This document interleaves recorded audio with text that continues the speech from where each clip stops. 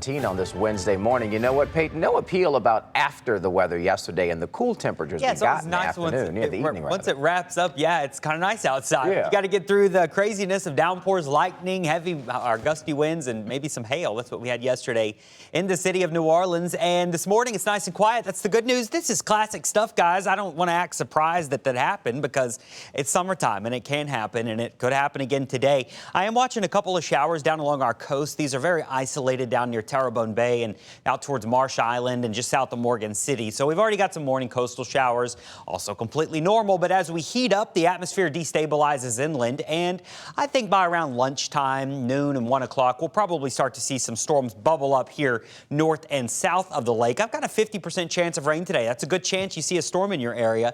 And then one or two of these producing the frequent lightning, gusty winds, maybe some small hail. Thing is, they wrap up by sunset, and by 6 and 7 o'clock, we're done. We'll do it again tomorrow. We'll do it again Friday, but I'm looking at trends here, and I think our storm chances are going to be even higher this weekend and even higher early next week. Now, the higher the chance of rain this time of year, the higher the risk for flooding. Now, this doesn't look like a significant weather event across the entire region, but I do think there will be a greater risk for flooding by this weekend and next week, at least in isolated areas. So what happens here over the next 5 days or so is the high pressure gets really strong up in the Midwest and up in the northern plains. That's where the worst heat will be, but this will send a weakness and a weak front our direction, and right here along the northern Gulf, we've got a boundary coming in from the north. We've got tropical moisture coming in from the south. They clash, and we get better rain chances. And this is by next Monday and Tuesday. You can see this corridor of high tropical moisture. Any thunderstorms that form in this environment are going to be heavy rainmakers. So that's why I want to watch for some heavier rain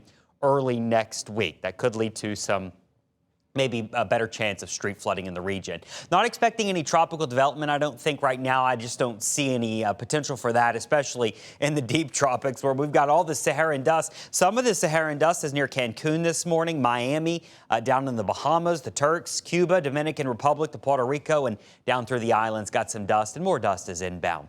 So here it is, a 7-day forecast. Notice our temperatures go down as our rain chances go up. So we'll be 92 the next few days. Unless you get a storm, then it drops briefly into the 70s with an afternoon in the 80s. It's not a bad trade-off, I guess. Saturday and Sunday, I think there's a better shot of storms. If you've got outdoor plans this weekend, I would say during the afternoon hours, I would bet on there being some storms around. And then early next week, Monday and Tuesday, an even better shot of storms being more widespread. And that'll push temperatures even lower into the upper 80s. We'll keep you updated on that risk for some heavy rain next week. Our marine forecast, watching out for morning storms along the coast. The lakes will have a better chance of storms during the afternoon. Some of these do produce some significant wind gusts along with water spouts, and we can't forget about the dangerous lightning. That'll be the story from here on out in the forecast. High tides for your Wednesday. Those are going to happen from 6 a.m. to noon, very similar to what we saw yesterday, and those low tides are going to happen generally later this evening.